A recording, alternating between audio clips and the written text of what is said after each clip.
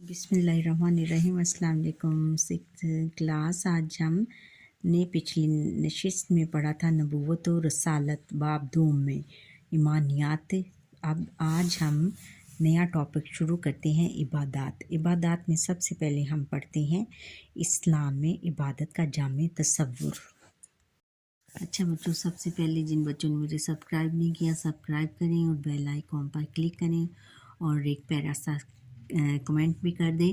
اور ہم کی ریڈنگ بیٹا اس لیے میں کرواتی ہوں کہ تاکہ ہم مشقی سوالات جب کریں تو آپ پر یہ واضح ہو سکے اور آپ کی یاد دہانی کے لیے آپ کی یاد تازہ ہو سکے کہ ہم نے یہ مشقی سوالات کیسے کرنے ہیں اور خود بھی کیا کریں۔ اور آپ سب بچے اپنی بکس بھی کھول کر رکھیں۔ عبادات بے ہے، اس میں بے ہے جو اس کا ہے باب الف کا، باب دوم کا الف ہے کہ اسلام میں عبادت کا جامع تصور۔ حاصلات تعلیم اس سبق کی تکمیل پر طلبہ اس قابل ہو جائیں گے کہ اسلام میں عبادت کا مفہوم اور اس کا جامع تصور تحریر کر سکیں، اور کیا ہے کہ اسلام میں عبادت کی اقسام، فرض، سنت اور نفل وغیرہ کے متعلق جان سکیں، اسلام میں عبادت کی اہمیت جان سکیں، اور یہ ہے کہ یہ جان سکیں کہ اللہ تعالیٰ نے انسانوں کو اپنی عبادت اور معرفت کے لیے پیدا کیا ہے۔ اور پھر ہے کہ حدیث جبرائیل علیہ السلام کے حوالے سے عبادات میں خشوع، اخلاص اور احسان کا معنی و مفہوم بتا سکیں، عبادت الہی میں دوام اور استقامت کی اہمیت کو سمجھ سکیں، اور عبادت کی اصل روح کو سمجھ کر عملی زندگی میں اس کے تقاضے پورے کر سکیں۔ عبادت کی اصل روح کو سمجھ کر عملی زندگی میں عبادت کا رجحان پیدا کر سکیں۔ بچوں، ہم سبق کی طرف آتے ہیں۔ عبادت کے معنی ہیں بندگی۔ شریعت کی اصطلاح میں عبادت سے مراد اللہ تعالیٰ کی رضا کی خاطر اللہ تعالیٰ کے ان احکام پر عمل کرنا جن کا تعلق ہماری انفرادی اور اجتماعی زندگی سے ہے۔ قرآن مجید کی روح سے انسان کی پیدائش کا مقصد عبادت ہی ہے۔ اللہ تعالیٰ کا ارشاد ہے کہ اور میں نے جنوں اور انسانوں کو صرف اس لیے پیدا فرمایا کہ وہ میری عبادت کر سکیں، اور یعنی ہمیں عبادت کرنا بہت زیادہ ضروری ہے۔ دیکھیں بچوں کہ اللہ تعالیٰ نے بھی کہا ہے کہ عبادت کرنا بے حد ضروری ہے، اور میں نے تمام انسانوں اور جنوں کو عبادت کرنے کے لیے ہی پیدا فرمایا ہے۔ اچھا، مشرک اپنے معبودوں کو انسانوں کی طرح سمجھتے تھے۔ ان کا خیال تھا کہ ان معبودوں کو نذرانوں اور خوشامد کے ذریعے سے خوش کیا جا سکتا ہے۔ نذرانوں یعنی ان پر نذرانے یعنی ان پر ایسے چڑھاوے چڑھانے سے اور خوشامد کرنے سے، اور ان کو پھر ان کو بہت ان کے سامنے چاپلوسی زبان سے باتیں کرنے سے ان کو ہم بس میں کر سکتے ہیں، یا اپنی بات منوا سکتے ہیں، یا وہ پھر ہماری ہر دعا قبول کر سکیں گے۔ اس طرح بعض لوگوں کا خیال تھا کہ انسان دنیاوی زندگی سے الگ تھلگ ہو کر ہی اللہ تعالیٰ کا قرب حاصل کر سکتا ہے، اور وہ دنیا کے چھوڑ دینے کی عبادت سمجھتے تھے، دنیا کو چھوڑ دینے کی عبادت کرتے تھے۔ جیسے مہاتما بدھ بچوں، ایک بودھا پیدا ہوا ہے کہ جس کا یہ رجحان تھا کہ وہ تمام دنیا کو چھوڑ کر جنگلوں میں نکل گیا تھا۔ اسلام میں عبادت کا تصور ان دونوں طریقوں سے بالکل مختلف ہے۔ اسلامی تعلیمات کے مطابق انسان اللہ تعالیٰ کا بندہ ہے۔ اللہ تعالیٰ انسان کا مالک حقیقی ہے، جس نے انسان کو زمین کی خلافت عطا کی ہے۔ اس نے اسے کچھ اختیارات عطا کیے ہیں، کچھ ذمہ داریاں دی ہیں، اور کچھ خدمات بھی اس کے سپرد کی ہیں۔ اس دنیا میں انسان کا کام ان ذمہ داریوں کو ادا کرنا اور اللہ تعالیٰ کی سپرد کی ہوئی خدمتوں کو سر انجام دینا ہے۔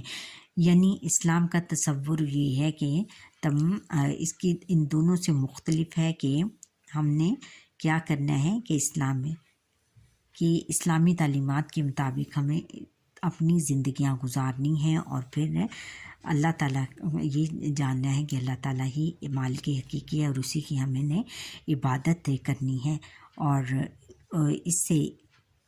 اور اس نے کچھ اختیارات عطا کیے ہیں، اور اللہ تعالیٰ نے ہمیں کچھ اختیارات اختیارات عطا کیے ہیں، کچھ ذمہ داریاں دی ہیں اور کچھ خدمات بھی اس کے سپرد کی ہیں، انسانوں کے سپرد کی ہیں، یعنی ہمیں کچھ ذمہ داریاں دی ہیں، یعنی ہمیں رشتوں ناتوں کے بارے میں بھی بتایا ہے کہ ہم نے اپنی تمام رشتہ داروں کی ذمہ داریاں نبھانی ہیں، اور پھر ان کی کچھ خدمات اور ان کی جو فرائض ہیں وہ بھی ان کے سپرد کیے ہیں۔ اس دنیا میں انسان کا کام ان ذمہ داریوں کو ادا کرنا اور اللہ تعالیٰ کی سپرد کی ہوئی خدمتوں کو سر انجام دینا ہے۔ اسلام کے تصور عبادت میں یہ بات بھی شامل ہے کہ انسان کی ساری زندگی اللہ تعالیٰ کی بندگی میں بسر ہو، اس کی زندگی کا ایک لمحہ بھی اللہ تعالیٰ کی عبادت سے خالی نہ ہو۔ اس دنیا میں انسان جو عمل بھی کرے اللہ تعالیٰ کے بتائے ہوئے طریقے کے مطابق کرے، اس کا سونا جاگنا، اٹھنا بیٹھنا، کھانا پینا، غرض ہر کام اللہ تعالیٰ کے حکم کے مطابق ہو۔ دیکھا بچوں، ہم نے ہر کام اللہ تعالیٰ کے حکم کے مطابق کرنا ہے، یعنی ہمیں جو بھی آپ کی بکس میں 1 سے لے کر یا 6 تک جو بھی آپ نے دعائیں اللہ تعالیٰ نے ہمارے لیے دی ہیں وہ ہمیں یاد کرنی ہے اور اسی کے مطابق ہم نے اپنی زندگیاں گزارنی ہیں۔ اب آگے ہے کہ عبادت کی مختلف صورتیں اور قسمیں۔ انسان کا ہر وہ قول یا عمل، قول کس کو کہتے ہیں؟ جو وہ کہتا ہے یا عمل کرتا ہے، جو وہ کر کے دکھاتا ہے، جو اللہ تعالیٰ کو راضی کرنے والا ہو، عبادت کہلاتا ہے۔ یعنی اس کا جو وہ بات کرتا ہے یا جو کر کے دکھاتا ہے، وہ تمام باتیں اللہ تعالیٰ کی عبادت کے مطابق اللہ تعالیٰ کو راضی کرنے والے ہوں تو پھر وہ عبادت کہلاتے ہیں۔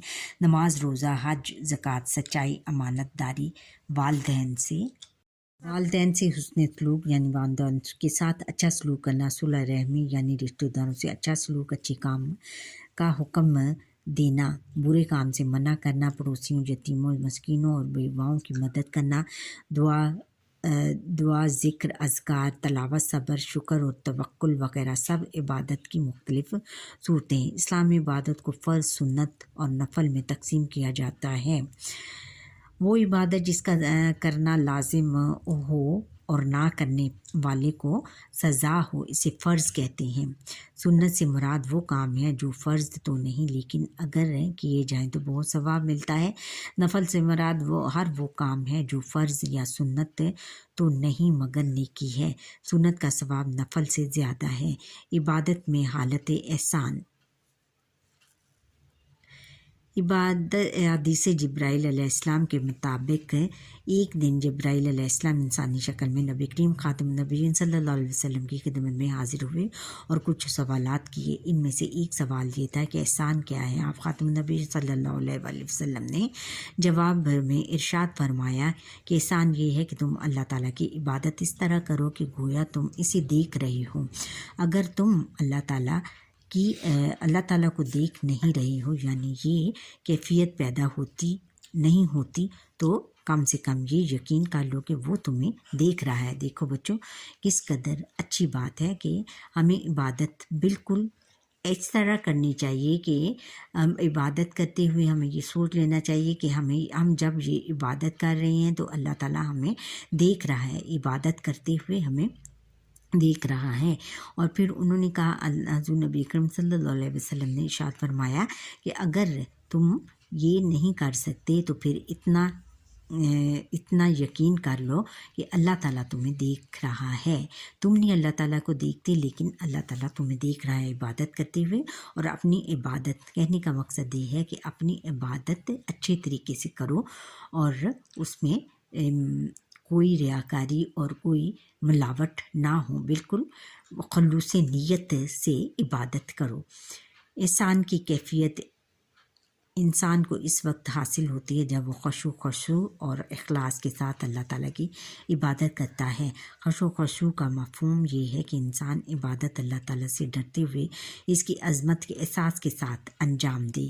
اخلاص کا معنی ہے کہ انسان عبادت صرف اور صرف اللہ تعالیٰ کی رضا کے لیے کرے، عبادت میں دکھلاوا یا ریاکاری مقصود نہ ہو۔ دیکھا بچہ، جس نے کہ عبادت صرف اللہ تعالیٰ کی خوشنودی کے لیے ہم نے حاصل کرنی ہے، اللہ تعالیٰ کی خوشی کے لیے ہم نے حاصل کرنی ہے، اور اس میں دکھاوا نہ ہو کہ کسی کو دکھانے کے لیے ہم عبادت نہ کریں۔ جیسے نماز پڑھنے کے لیے، جب ہم نماز ویسے تو پڑھتے نہیں، لیکن اگر کوئی ہمارے گھر میں آ جائے تو اس کو دکھانے کے لیے ہم نماز پڑھیں، اور ریاکاری نہ ہو۔ ریاکاری بھی یہی ہے کہ ہمیں دوگلا پن نہیں دکھانا چاہیے اس میں۔ اور شریعت کی روشنی میں سب سے بہترین عبادت وہ ہے جو مستقل مزاجی کے ساتھ کی جائے۔ مستقل مزاجی کے ساتھ کی جائے یعنی جو بھی عبادت ہم شروع کریں وہ مستقل کریں، یہ نہ کہ ایک دن کر لی اور اگلے دن نہ کی، اور ایک عمل کو کبھی کرنا کبھی چھوڑ دینا پسندیدہ نہیں ہے۔ انسان عبادت کا جو عمل کرے اسے باقاعدگی کے ساتھ کرے کہ یہ نہیں کہ ایک دن چھوڑ دی اور دوسرے دن کر لی۔ نبی کریم خاتم النبیین صلی اللہ علیہ وسلم نے فرمایا، ترجمہ: اللہ تعالیٰ کے نزدیک سب سے زیادہ پسندیدہ عمل وہ ہے جو ہمیشہ ہو خواہ وہ تھوڑا ہی کیوں نہ ہو۔ اسلام میں نماز، روزہ، حج اور زکوٰۃ کی عبادتیں فرض کی گئی ہیں۔ اللہ تعالیٰ کے نزدیک انسان کی تربیت ہوتی ہے اور وہ زندگی کا ہر عمل سوچ سمجھ کر کرتا ہے۔ اسی بنا پر ان فرض عبادات کو ارکان اسلام کا حصہ قرار دیا گیا ہے۔ نماز انسان کے ذہن میں یہ احساس پختہ کرتی ہے کہ وہ اللہ تعالیٰ کے ایک عاجز بندہ ہے، یعنی وہ نماز کے لیے جب ایک بندہ بچوں کھڑا ہوتا ہے تو وہ بہت عاجزی اور انکساری کے ساتھ کھڑا ہوتا ہے، اور اس میں غرور تکبر نہیں ہوتا، اور اللہ تعالیٰ کے عاجز بندے کی طرح وہ کھڑا ہوتا ہے۔ نماز انسان میں فرض شناسی، ضبط نفس اور مساوات کے یقین کو پختہ کرتی ہے۔ روزہ احسان بندگی، قانون کی پابندی اور دوسرے انسانوں سے ہمدردی اور غم گساری کے جذبات کو مضبوط کرتا ہے۔ یعنی ہم جب روزہ رکھتے ہیں تو ہمیں احساس بندگی اور ہمیں عبادت کا جو ہے احساس پیدا ہوتا ہے، قانون کی پابندی ہو جاتی ہے، پھر ہمیں قوانین کی پابندی، اس طرح ہم سیکھ جاتے ہیں کہ ہم نے جو بھی نماز پڑھتا ہے بیٹا اس میں ریگولیرٹی آ جاتی ہے، یعنی اس میں پابندی آ جاتی ہے اور وہ ریگولر ہو جاتا ہے، اور ہر کام بڑی ٹائم پر کرتا ہے اور پابندی کے ساتھ کرتا ہے، اور دوسرے انسانوں سے ہمدردی کرتا ہے، پھر اس کے ساتھ یعنی ہر برائی سے وہ بچتا ہے کہ میں نماز پڑھتا ہوں، اور پھر انسانوں کے ساتھ بڑے نرم رویے سے بات کرتا ہے، اور غم گساری کے جذبات کو مضبوط کرتا ہے، اور پھر اس میں دوسروں کا غم دیکھ کر وہ فوراً نرم ہو جاتا ہے اس کا دل، اور اس کی غمخواری کرتا ہے۔ اور زکوٰۃ سے نہ صرف مال پاک ہوتا ہے بلکہ اس سے باہمی تعاون کا جذبہ بھی پروان چڑھتا ہے۔ اچھا، ہم جب زکوٰۃ دیتے ہیں تو اس سے نہ صرف ہمارے مال پاک ہوتا ہے بلکہ ایک دوسرے کی مدد بھی ہو جاتی ہے، اور باہمی تعاون اس طرح پروان چڑھتا ہے۔ حج امت مسلمہ کے اتحاد کا درس دیتا ہے، کہ یعنی تمام جتنے بھی مسلمان بچوں دنیا میں جتنے بھی مسلمان ہیں وہ حج مناسک حج ادا کرنے کے لیے ایک ہی جگہ جمع ہوتے ہیں خانہ کعبہ میں، اور یہ ایک امت مسلمہ کا اتحاد کا درس سب کو دیتا ہے، اور انسان میں اللہ تعالیٰ کی رضا کے لیے جانی اور مالی قربانی دینے کا جذبہ بیدار ہوتا ہے، اور بعد میں جو قربانی دیتے ہیں وہ بھی ان میں جانی اور مالی قربانی دینے کا جذبہ پیدا ہوتا ہے۔ اسلامی عبادات کا مقصد یہ ہے کہ انسان ہر کام میں اپنے آپ کو اللہ تعالیٰ کے سامنے جواب دہ محسوس کرے، کہ ہر کام اس طرح ہر عبادت انسان جو ہے ہر عبادت اس طرح کرے کہ یہ عبادت میں نے آج کے لیے نہیں کرنی بلکہ اپنی آخرت سنوارنے کے لیے کرنی ہے، اور اس عبادت کا جواب مجھے آخرت کے دن اللہ تعالیٰ کے روبرو پیش ہو کر देना है। घर में वालिदैन के साथ, मोहल्ले में पड़ोसियों के साथ, अपने माशरे में दोस्तों के साथ और कारोबार में दूसरों के साथ मामला करते वक्त वो अल्लाह ताला की कायम करदा हदूद का पाबंद रहें। यानी जिस किसी के साथ जो भी मामलात हों, जैसे माशरे में जो भी माशरती उसके ताल्लुकात हैं दोस्तों के साथ और कारोबार में दूसरों के साथ मामलात में, हर काम में उसे क्या अल्लाह ताला ने जो हदूद मुकर्रर की हैं, जो उनके काम करने में जो हद बंदी मुकर्रर की है, उसी के मुताबिक हमें काम करनी चाहिए अपने। अच्छा बच्चों, यहाँ पर ही हमारे आज के लेसन का वक्त ख़त्म होता है। उम्मीद है कि आपको आज का लेसन मेरा पसंद आया होगा। अगर पसंद आया है तो कमेंट सेक्शन में कमेंट ज़रूर कीजिएगा और सब्सक्राइब करना ना भूलिएगा। बेल आइकॉन पर भी क्लिक कीजिएगा। अल्लाह हाफिज़। Bye bye.